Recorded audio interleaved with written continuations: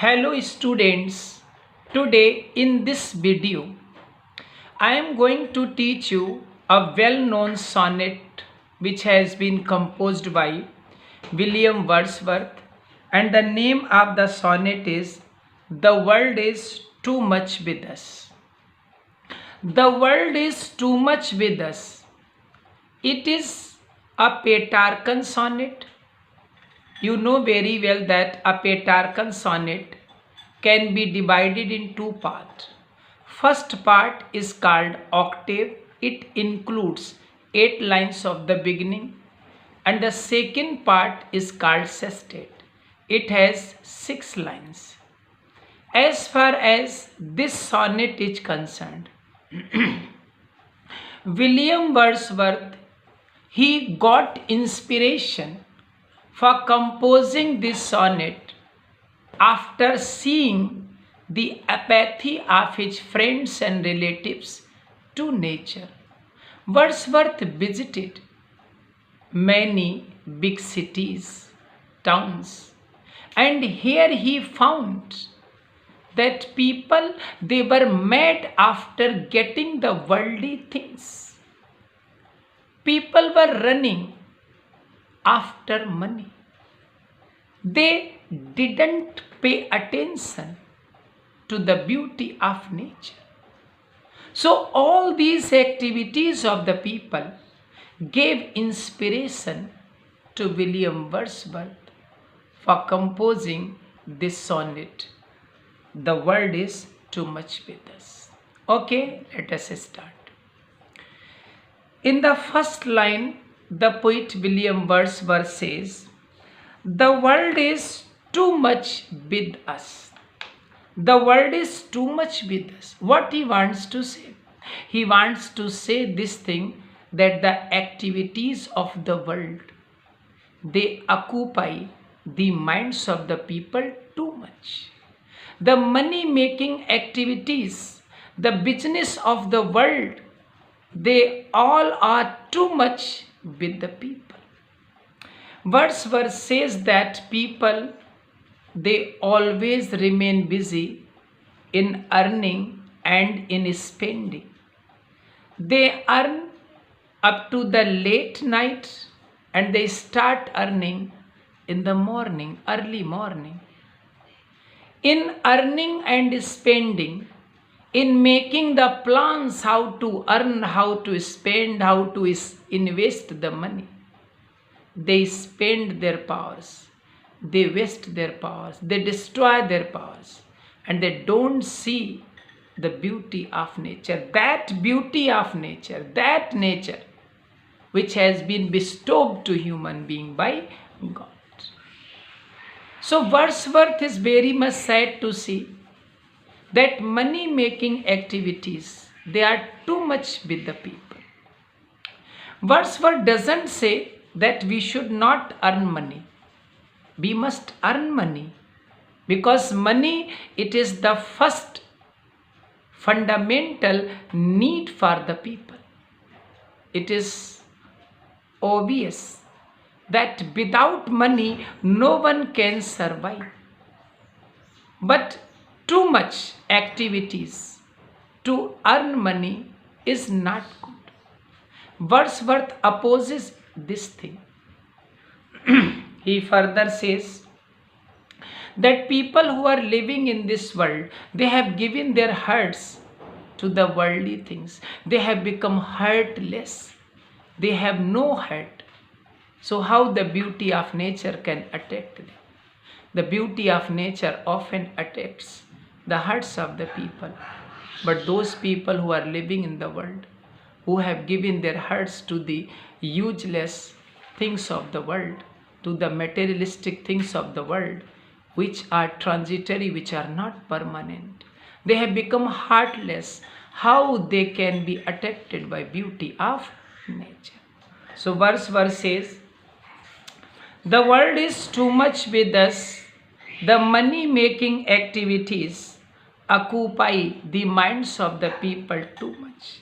Late or soon, they go on making plans up to late at night, and in the morning they get up very early and again start making the plans how to earn money, how to invest money, how to spend money.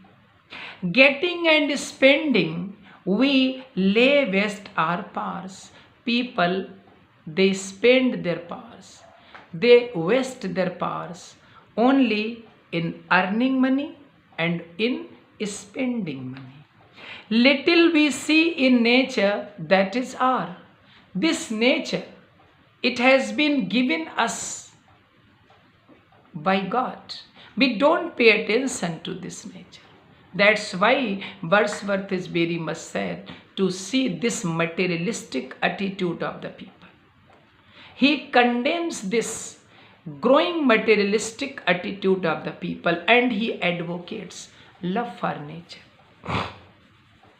Wordsworth further says, we have given our hearts to worldly things. We have become heartless people. A sordid moon. Here sordid moon means the dirty things. Dirty things means the things of the world. Why they are called sordid? Why they are called dirty? Because they are not permanent. They can't give us inner satisfaction. They can't give us peace of mind. The things of the world, worldly things, they can give comfort to our body. They cannot give comfort to our mind. They cannot give satisfaction to us. For example, AC, cooler, fan, they can all keep our body cool, but they have no power to keep our mind cool. Often it happens that people are sitting in AC, their minds are burning. Now the question is this: what is the thing which can give the people real happiness, inner satisfaction, peace of mind, coolness to heart? It is only nature. That's why Wordsworth, he wants to tell us that if we really wish to be happy and healthy, we must go close to nature, because nature can give us peace of mind, inner satisfaction, and nature has also healing power. Here in the next stanza, William Wordsworth has presented a very beautiful image. That is the image of nature. In this image, poet has personified sea and moon. Wordsworth says, this sea that bears her bosom to the moon. This sea that bears her bosom to the moon. This sea which has been personified as a woman. This woman opens her breast to meet moon.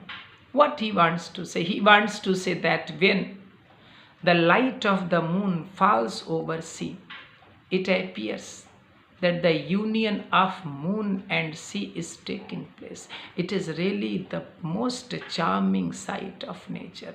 But unfortunately, such a beautiful sight cannot attract the people towards itself. That's why Wordsworth is saying,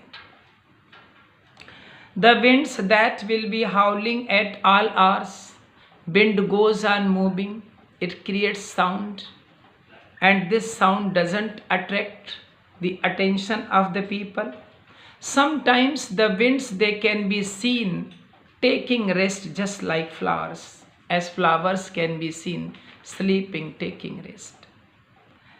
So these all sides of nature are very beautiful, but unfortunately, these things don't affect the people. People have become out of tune. Tuning between human being and the beauty of nature has been disturbed, has become mistuned. Here in the concluding stanza, poet William Wordsworth, he expresses his desire. He wishes that if he were the follower of pagan religion, pagan religion. It is a type of religion, and those people who believe in pagan religion, they worship gods, goddesses, they worship different objects of nature. They were the worshippers of the objects of nature.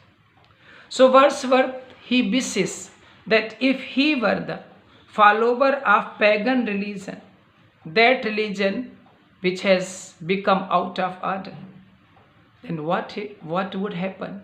He would stand in the beautiful lawn, he would stand in the pleasant meadow, and he would bask the beauty of nature, and that beauty would reduce the loneliness of poet.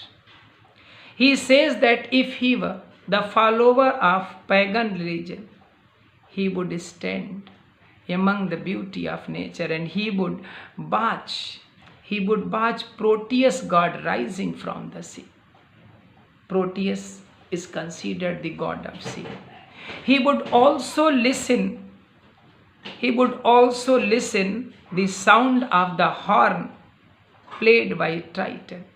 Triton is also a sea god, and it is believed that when the tide takes place, when the high waves take place in the sea, it is Triton who blows his horn, and this sound of the horn appeases the waves of the sea. So in this way, William Wordsworth, he advocates the beauty of nature, love for nature, and he also makes an appeal to the people that they must understand the beauty of nature and they must love nature. Thanks.